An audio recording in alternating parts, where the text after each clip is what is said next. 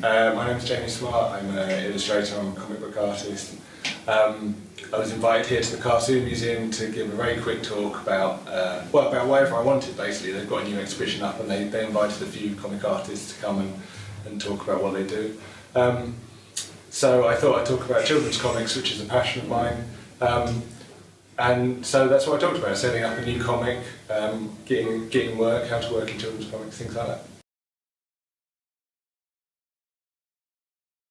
Well, when I was growing up in the 80s, there was a huge amount of children's comics, but in the 90s, this all kind of died off, and there didn't seem to be as much interest or as much investment in it. So a lot of us artists now are kind of getting together and saying, well, how can we turn this around? We grew up with comics, and yet kids don't really have as much exposure to it as we did. So yeah, I set up this idea called Moose Kid Comics, which was an online comic where we got 40 artists involved, and we all just made the best children's comic we could make. And gave it away for free, just to show as an example, you know, what you can do, what can be achieved if the artists get together and make the best comic they can. And we've made a couple of issues, and yeah, we're just going to keep going until someone gives us some money to do it, I guess.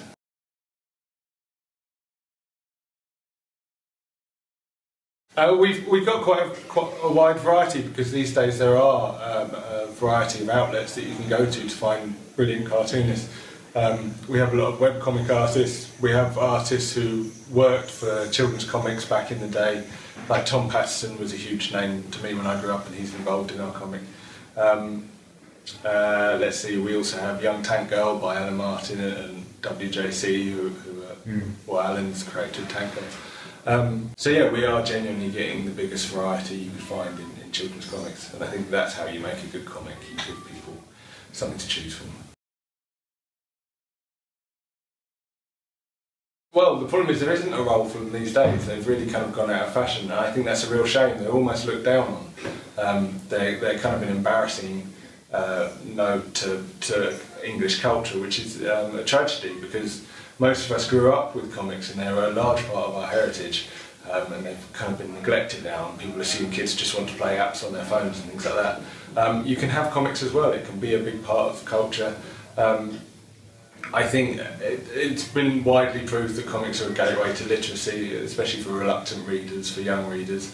And it's just a place to show kids, you know, to be imaginative and to come up with fantastical ideas, and to encourage them to, you know, to explore their imaginations, and I think that's incredibly important. It's called Moose Kid Comics. We've only done 2 so far. They take about a year to do each one, because we're doing it around our, you know, all of our existing work. But yeah, we're doing 1 a year and hoping to keep going. It's only online, it's moosekidcomics.com, but yeah, it's all online. You can download it as well to read it on a tablet or whatever, and yeah, it's going well. Okay, well, thanks very much, Jim. Brilliant, no worries.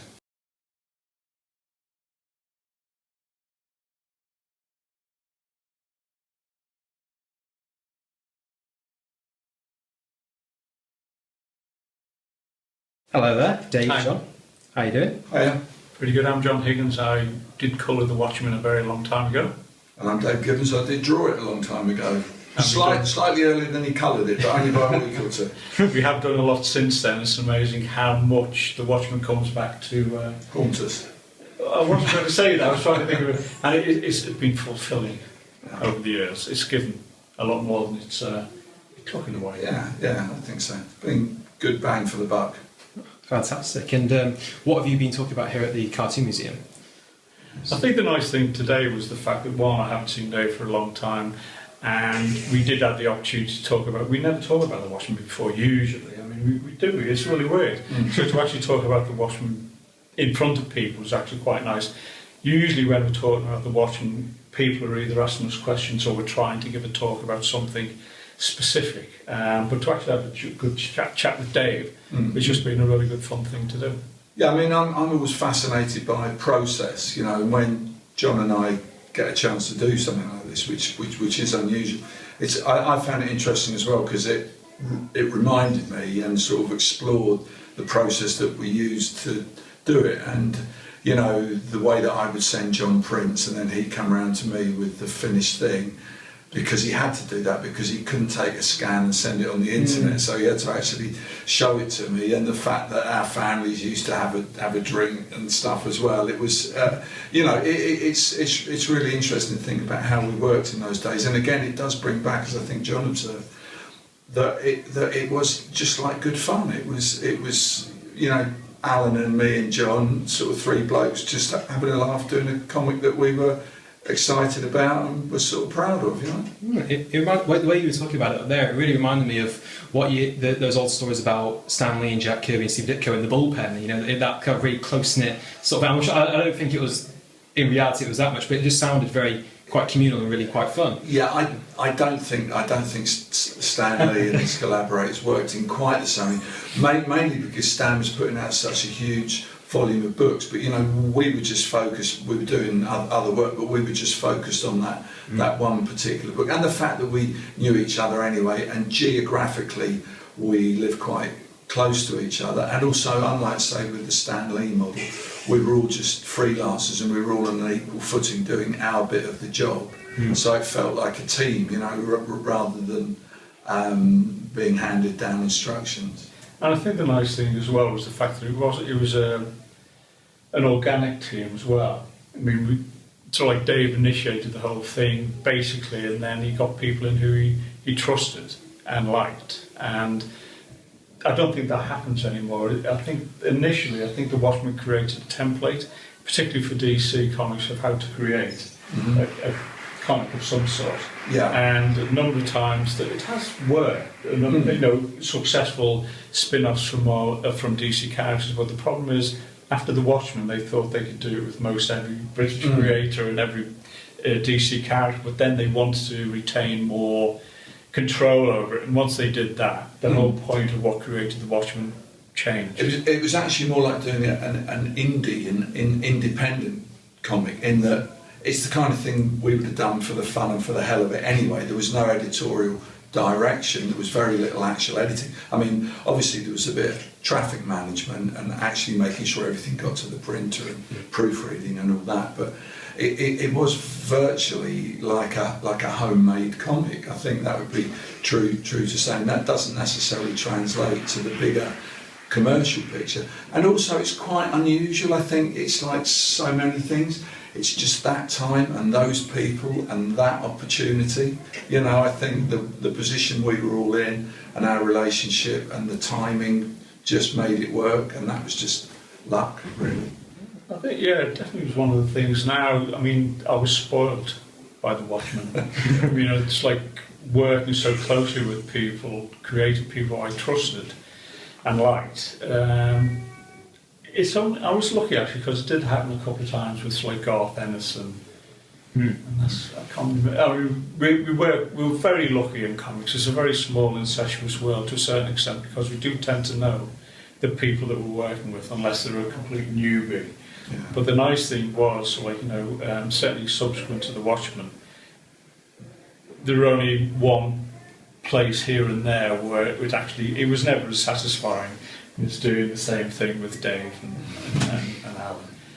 Well, have you guys worked together since Watchmen? Have you ever jumped in on each of us? I've been very lucky. So the number of things that made me pleased, and it's really weird, because it really does seem to be a very sort of cyclic thing for me. I mean, Dave has got so many pots boiling sometimes that maybe it doesn't not necessarily mean so much today, but for me it has been almost a very sort of regular cyclic thing. Every 5-7 years or so, I've done something with Dave, even if it's Watchmen related, or we did Thunderbolt Jackson, which I really enjoyed because Dave wrote it and I illustrated it.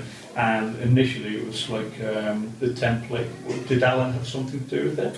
No, DC Comics got the rights to a lot of old British comic characters, and Alan came up with a story called Albion that his daughter Leah and her husband John Reppion wrote and Shane Oakley drew, and they were looking to spin off more characters, and they sent me a list of characters that could be used, and I'd always loved Thunderbolt Jackson as a kid, mainly because of the dopey name. And I don't know how John and I came to talk about it, but I really enjoyed doing that as well, and John did bang on job with the art. That's one of the things about writing comics. If you get a decent artist on it, they can transform it beyond your expectations.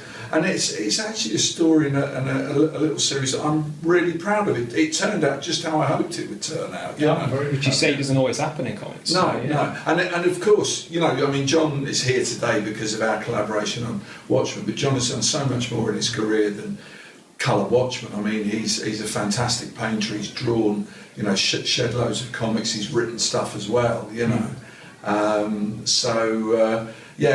was just, Watchmen was a point in our lives and in Alan's life as well, before everything got crazy and we were all just there, and we were really lucky to get that opportunity. And I would have to say we were lucky, but I think we all really put everything we had into it. We really did the best job we could. So I'm pleased we had the opportunity to do that, and it's just great, as John says, that every once in a while it comes round and we make a little bit more money out of it,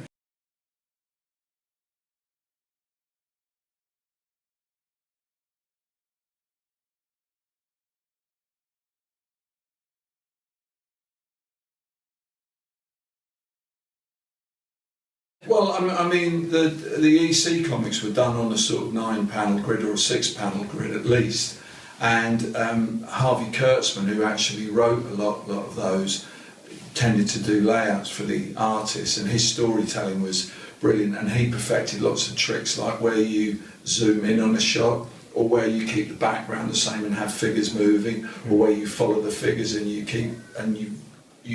go past the background. So there were lots of tricks like that. And yes, there is also there's something about drawing in a pretty mundane, literal style, that when you draw really extreme things, it's somehow more disturbing than if you draw things hugely glamorised. It's like if you look at pictures of real crime scenes and horrible grisly things, it's their prosaic nature that's most disturbing. Yeah. Funnily enough, actually, there's I can't remember who it was. Actually, I think it was the guy who was the inspiration for Sherlock Holmes. I don't know if you saw it. There was an article about him a couple of weeks ago, and he was one of the first people to actually use photographs to analyse a crime scene. And it was really interesting because there was photographs from the 1890s where he photographed just straight down, like easy. Who's that Ouija guy, the photographer? Oh yeah, Ouija in New York, Ouija, the kind of ambulance chaser guy. That's right, yeah. And they were just so almost banal in the horror, almost. And that is what, Dave and Alan got in the Watchmen. Well, mainly Dave, because like the writing, whoever you interpret the writing, I mean, obviously, simplistically put, the imagery, the sort of like the whole conceptualisation of where you look, you recognise the Watchmen because of what Dave did.